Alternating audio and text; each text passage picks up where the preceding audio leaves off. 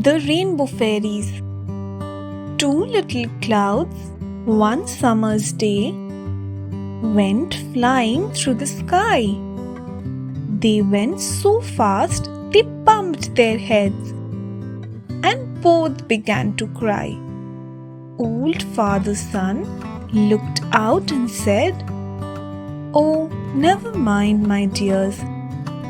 I'll send my little fairy folk to dry your falling tears."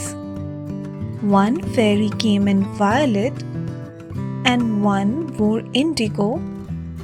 In blue, green, yellow, orange and red, they made a pretty row.